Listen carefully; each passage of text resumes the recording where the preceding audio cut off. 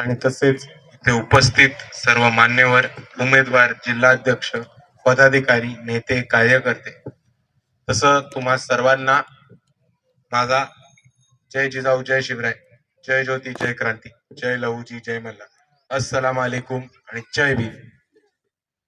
आपण इथे राहुरी मतदारसंघाच्या निवडणुकीसाठी जाऊ आणि आपल्याला एक गोष्ट सांगायची आहे मला, की ही जरी निवडणूक तिरंगी निवडणूक लढत असली दिसत असली तरी ही निवडणूक थेट भाजप आणि वंचित बहुजन आघाडी या दोन पक्षांमध्ये.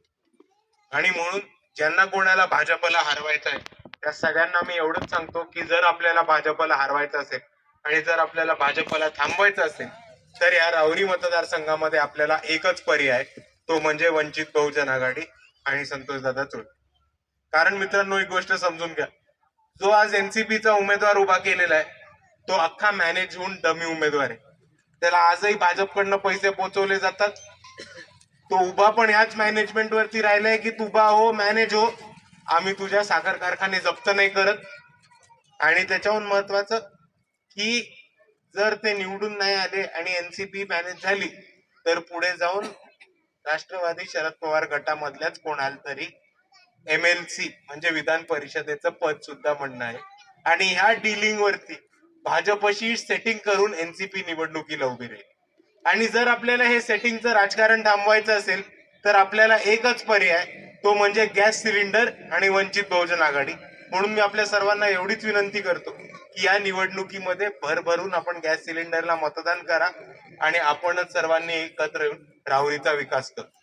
आपण जर बघितलं तर आपल्याला दिसेल की राहुरीमध्ये, नगरमध्ये गेल्या 3-4 वर्षांपासून खूप मोठ्या प्रमाणावरती धार्मिक वातावरण बिघडून दंगल भडकवण्याचं काम, दंगल चिघळण्याचं काम आणि मुसलमान आणि हिंदूंमध्ये द्वेषाचं राजकारण करण्याचं काम सुरू आहे.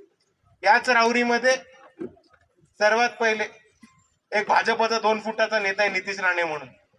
त्यांनी पहिले येऊन एक भडकाऊ लव्ह जिहादच्या विरुद्ध स्टेटमेंट केलं होतं. आणि ज्या चौकामध्ये त्यांनी गरळ ओकली होती त्याच चौकामध्ये वंचित बहुजन आघाडीने सभा घेऊन निलेश राणेंना त्यांची जागा दाखवून देण्याचं काम केलं होतं.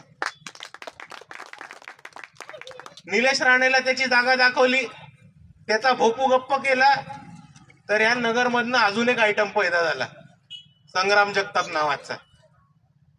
आता मित्रांनो, एक गोष्ट समजून घ्या आणि ज्यांना ज्यांना राष्ट्रवादीला मतदान करायचंय त्यांनी एक गोष्ट समजून घ्या की आज जर हिंदू मुसलमानामध्ये सगळ्यात जास्त घाणेरडं वक्तव्य करणारा आणि ठिकठिकाणी जिल्ह्यात जाऊन हिंदू मुसलमान वाद पेटवणारा नेता असेल भाजपचा तर तो कोण आहे? संग्राम जगताप. संग्राम जगताप पहिले कुठल्या पक्षावरनं निवडून आला? राष्ट्रवादी काँग्रेस. त्याला सर्वात पहिले मतं कोणी दिली? तर ती मुसलमानांनी दिली आणि मुसलमानांनी निवडून आणून त्याला सगळ्यात पहिले विधानसभेवरती पाठवलं. मग ह्या पठ्ठ्याची पक्ष फुटला, अजितदादा ह्या बाजूला गेले, शरद पवार साहेब पण थोड्या वर्षांनी जाणारच आहेत भाजपमध्ये, 2-3 महिन्यातच फरक राहिलाय. पण राष्ट्रवादी भाजप बरोबर केलं. संग्राम दादांना सांगितलं तुमचं मार्केट कमी होतंय, मार्केट वाढवायला पाहिजे. यांनी मार्केट कसं वाढवलं? ते म्हटले मी मार्केट वाढवायला मुसलमानांना शिव्या देतो, मुसलमानांना शिव्या दिल्या की ते टीव्ही वरती दाखवले जातात. म्हणून संग्राम दादा जिल्ह्यामध्ये मुसलमानांना शिव्या घालत फिरले. पण ह्या पठ्ठा हे विसरून गेला की जेव्हा पहिल्यांदा आमदार याला बनवलं होतं आणि पहिल्यांदा कोणी याला मतदान केलं होतं तेव्हा ते इकडचे सेक्युलर मतदान होतं, पुरोगामी मतदान होतं आणि खास करून नगर मधल्या मुसलमानांनी त्यांना निवडून देण्याचं काम केलं होतं. आणि म्हणून मला तमाम मुसलमानांना आणि पुरोगाम्यांना एवढंच सांगायचंय की ही तीच राष्ट्रवादी आहे जी तुमच्या मतांवरती मोठी होते आणि स्वतःची घरं आणि स्वतःचे पैसे टिकून ठेवायला कधीही तुमच्या गळ्यावरती पाय ठेवते. आणि म्हणून अशा परिस्थितीमध्ये जर आपल्याला इकडे जातीपातीचं राजकारण थांबवायचं असेल, जर आपल्याला इथे धर्माचं राजकारण थांबवायचं असेल तर आपल्या सर्वांसमोर बाळासाहेबांनी दिलेले उमेदवार म्हणजे संतोषदादा चोळके आपल्या सर्वांसमोर उभे आहेत. मी आपल्या सर्वांना विनंती करतो की यांचं चिन्ह आहे गॅस सिलेंडर. आपण गॅस सिलेंडरला जास्तीत जास्त मतदान करून संतोषदादा यांना विजयी करू आणि आपणच सर्व एकत्र येऊन आपल्या राहुरीचा विकास करू.